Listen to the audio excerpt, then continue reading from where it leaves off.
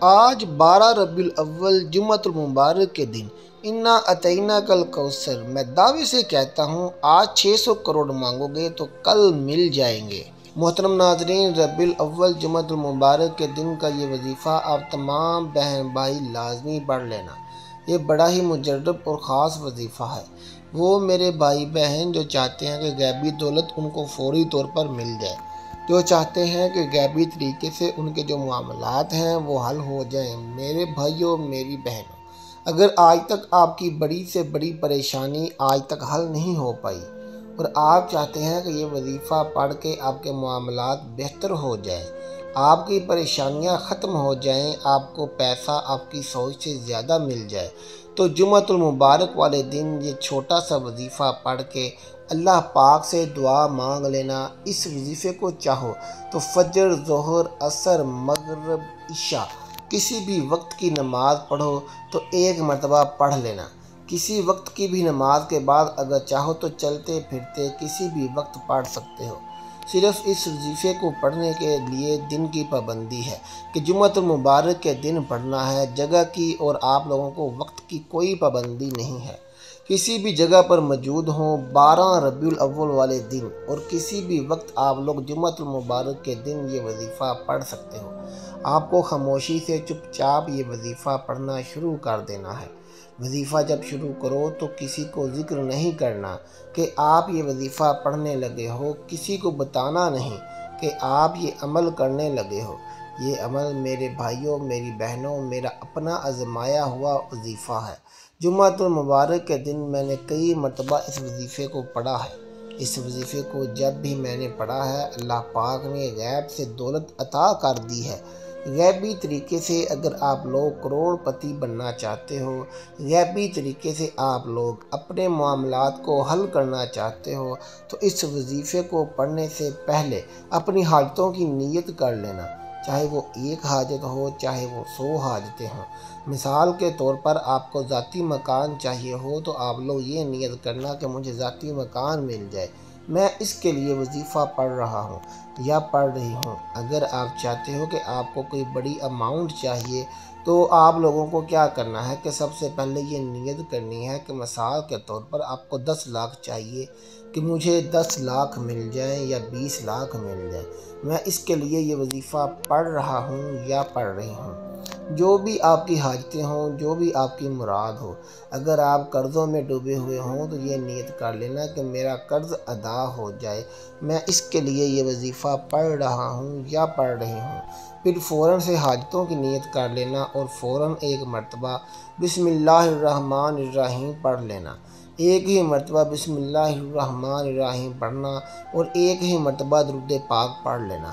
کوئی بھی درود پاک ہو آپ نے پڑھ لینا ہے، صلی اللہ علیہ وآلہ وسلم پڑھ لیں یا جو درود پاک آپ پڑھنا چاہیں کم سے کم ایک مرتبہ لازمی پڑھ لیں۔ ایک بار میرے ساتھ بھی پڑھ لیں، اللہم صلی علی محمد وعلی آل محمد کما صلیت علی ابراہیم وعلی آل ابراہیم انک حمید مجید، اللہم بارک علی محمد وعلی آل محمد کما بارکت علی ابراہیم وعلی آل ابراہیم انک حمید مجید۔ اب جب درود پاک پڑھ لو تو اس کے بعد آپ لوگوں کو میرے بھائیوں میری بہنوں کیا پڑھنا ہے یہ اچھی طرح سمجھ لیں۔ اب میرے بھائیوں میری بہنوں جب آپ نے درود پاک پڑھ لیا تو آپ کو چھوٹے چھوٹے سے 3-4 وظائف ملا کر ایک پورا عمل کرنا ہے۔ یہ عمل اتنا آسان ہے کہ کوئی چھوٹا بچہ بھی کرنا چاہے تو بڑے ہی سکون سے آرام سے یہ وظیفہ پڑھ سکے گا اور وقت بھی آپ کا بالکل نہیں لگے گا۔ یہ 1 منٹ سے بھی کم وقت میں آپ لوگ یہ وظیفہ بڑے ہی سکون سے بڑے ہی آرام سے پڑھ لو گے۔ اب آگے آپ نے جب درود پاک پڑھ لیا تو المتقدر ایک مرتبہ پڑھیں، پھر دوسری مرتبہ بھی پڑھ لیں، 2 مرتبہ ہو گیا، پھر 3 مرتبہ پڑھیں۔ اس وظیفے کو اس اسم کو آپ کو سب سے پہلے پڑھنا ہے۔ پہلا وظیفہ جو ہے وہ ہے المتقدر کا وظیفہ ہے۔ اس وظیفے کو آپ تمام بھائیوں اور بہنوں کو 7 مرتبہ پڑھ لینا ہے۔ جب 7 مرتبہ یہ وظیفہ پڑھ لو تو اس کے بعد آپ لوگوں کو ایک وظیفہ یا محمد ایک مرتبہ پڑھیں، پھر دوسری بار پڑھیں۔ سیکنڈوں وظیفہ یا محمد اس وظیفے کو آپ کو 11 مرتبہ یہ وظیفہ یا محمد کا پڑھنا ہے اور آگے 2 چھوٹے چھوٹے وظائف اور ہیں۔ اس کے بعد یہ عمل مکمل ہو جائے گا۔ میرے بھائیوں میری بہنوں، آپ کو ویڈیو میں سمجھا رہا ہوں، تھوڑی ویڈیو لمبی ہو رہی ہے، لیکن میرے بھائیوں میری بہنوں، اگر آپ کو تفصیلی طور پر نہیں سمجھاؤں گا، نہیں بتاؤں گا، تو کچھ ایسے میرے بھائی بہن ہیں جو بالکل پڑھنا نہیں جانتے، جو بالکل بیچارے ان پڑھ ہیں، تو وہ لوگ بھی جس طرح سے میں تفصیلی ویڈیو بناتا ہوں تو خاص طور پر ان لوگوں کے بھی سمجھ آ جائے گی، تو وہ لوگ بھی آج کا وظیفہ 12 ربیع الاول والے دن جمعہ تک یہ لازمی پڑھ لیں۔ اب آپ لوگوں کو 2 وظائف پڑھنے ہیں۔ اس سے پہلے آپ لوگوں کو 1 مرتبہ بسم اللہ الرحمن الرحیم پڑھ لینا ہے۔ اب تک جو عمل آپ نے کیا وہ کر لیا، اس کے بعد آپ لوگوں کو فوراً بسم اللہ الرحمن الرحیم پڑھ لینا ہے، اور بسم اللہ الرحمن الرحیم پڑھ کے آپ کو 1 مرتبہ سورۃ الکوثر پڑھنی ہے۔ انا اعطیناک الکوثر فصلی لربک وانحر ان شانئک ھو الابتر۔ 1 مرتبہ جب سورۃ الکوثر پڑھ لیں، اس وظیفے کو آپ کو کچھ اس طرح پڑھنا ہے کہ اس وظیفے کو سیدھے ہاتھ کی پہلی انگلی پر 3 مرتبہ پڑھنا ہے۔ لا حول ولا قوت الا باللہ العلی العظیم 2 بار پڑھ لیا، پھر آپ لوگ تیسری مرتبہ پڑھیے گا سیدھے ہاتھ کی انگلی پر۔ آپ لوگوں کو 3 مرتبہ لا حول ولا قوت الا باللہ العلی العظیم کا وظیفہ پڑھ لینا ہے، اور پھر اس کے برابر والی انگلی ہے دوسری انگلی، اس پر بھی 3 مرتبہ لا حول ولا قوت الا باللہ العلی العظیم پڑھنا ہے۔ اس طرح تیسری اور چوتھی انگلی پر بھی 3 مرتبہ یہ وظیفہ پڑھ لینا ہے۔ ٹوٹل 12 مرتبہ کا یہ وظیفہ پڑھ لینا ہے۔ یہاں تک آپ نے پڑھ لیا میرے بھائیوں میری بہنوں۔ آخر میں آپ کو ایک اسم پڑھ کے یہ وظیفہ ختم کر دینا ہے۔ آخر میں درود پاک پڑھنا ہے، اور درود پاک آخر میں لازمی پڑھیے گا، اور اس کے بعد اللہ پاک سے خوب رو رو کر گڑ گڑا کر دعا مانگ لینی ہے۔ آخری وظیفہ سننے کہ کون سا وظیفہ پڑھنا ہے اور کس طرح پڑھنا ہے۔ آخری وظیفہ میرے بھائیوں میری بہنوں، آپ کو یا رزاقو یا رزاقو یا رزاقو، اس وظیفے کو آپ لوگوں کو تسبیح کے دانوں پر 41 مرتبہ یا رزاقو کا پڑھ لینا ہے۔ 41 مرتبہ جب آپ یا رزاقو کا وظیفہ پڑھ لو تو اس کے بعد 1 مرتبہ درود پاک آخر میں پڑھنا ہے جو شروع میں پڑھا تھا، اور اللہ پاک سے دعا مانگنی ہے۔ جتنی حاجتیں ہوں، جتنی پریشانیاں ہوں، ان کے لیے دعا بھی مانگیں، اور جو وظیفہ شروع ہو تو اپنی حاجتوں کی نیت بھی کریں۔ آخر میں دعا جب مانگ لیں میرے بھائیوں میری بہنوں، تو یہاں پر آپ کا عمل مکمل ہو جائے گا۔ آپ کے دادا عبد المطلب نے آپ کا نام محمد اور والدہ نے خواب میں ایک فرشتے سے بشارت پا کر احمد رکھا۔ آپ کی والدہ حضرت آمنہ نے آپ صلی اللہ علیہ وآلہ وسلم کو دین تک اپنا دودھ پلایا۔ اس کے بعد آپ کے چچا ابو لہب کی باندی صوبیہ نے آپ کو چند دن دودھ پلایا۔ پھر حضرت حلیمہ سعدیہ رضی اللہ تعالیٰ عنہا نے 2 سال پورے ہونے تک آپ کو دودھ پلایا۔ 2 سال پورے ہونے پر آپ کا دودھ چھڑوا دیا گیا۔ آپ صلی اللہ علیہ وآلہ وسلم کی عمر جب 6 سال تھی تو آپ کی والدہ کا بھی انتقال ہو گیا، اور جب آپ کی عمر 8 سال ہوئی تو آپ صلی اللہ علیہ وآلہ وسلم کے دادا عبد المطلب بھی دنیا سے پردہ فرما گئے۔ 25 سال 2 ماہ کی عمر میں حضرت خدیجہ رضی اللہ تعالیٰ عنہا سے آپ صلی اللہ علیہ وآلہ وسلم کا نکاح ہوا۔ حضرت خدیجہ رضی اللہ تعالیٰ عنہا کے بطن سے آپ صلی اللہ علیہ وآلہ وسلم کے 2 بیٹے اور 4 بیٹیاں پیدا ہوئیں۔ آپ کی اولاد میں حضرت قاسم رضی اللہ تعالیٰ عنہ کی پیدائش سب سے پہلے ہوئی۔ یہ پاؤں پر چلنا سیکھ رہے تھے کہ ان کی بھی وفات ہو گئی۔ دوسرے بیٹے حضرت عبداللہ رضی اللہ تعالیٰ عنہ ہیں۔ ان کا لقب طیب و طاہر ہے۔ پیدائش کے کچھ عرصہ بعد ان کا بھی انتقال ہو گیا تھا۔ ان کی ولادت آپ صلی اللہ علیہ وآلہ وسلم کو نبوت ملنے کے بعد ہوئی۔ جب آپ کی عمر 30 سال ہوئی تو آپ صلی اللہ علیہ وآلہ وسلم کے ہاں آپ کی بڑی بیٹی حضرت زینب رضی اللہ تعالیٰ عنہ کی پیدائش ہوئی۔ ان کا نکاح مکہ میں ہوا۔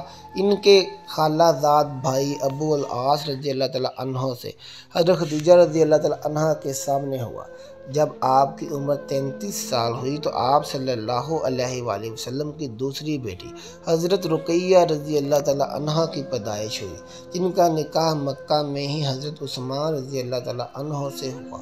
آپ کی تیسری بیٹی حضرت ام کلثوم رضی اللہ تعالیٰ عنہ ہیں، ان کا نکاح مدینے میں آپ صلی اللہ علیہ وآلہ وسلم نے حضرت رقیہ رضی اللہ تعالیٰ عنہ کی وفات کے بعد 3 ہجری میں حضرت عثمان رضی اللہ تعالیٰ عنہ سے کیا تھا۔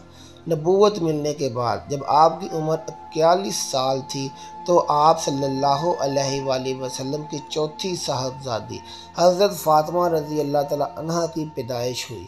ان کا نکاح مدینہ میں غزوہ بدر کے بعد ذوالحج 3 ہجری میں ہوا۔ آپ صلی اللہ علیہ وآلہ وسلم کے ایک تیسرے بیٹے حضرت ابراہیم رضی اللہ تعالیٰ عنہ ہیں جو حضرت ماریہ رضی اللہ تعالیٰ عنہ کے بطن سے مدینہ منورہ میں پیدا ہوئے اور 17 ماہ کی عمر پاکہ 10 ہجری میں ان کی بھی وفات ہو گئی۔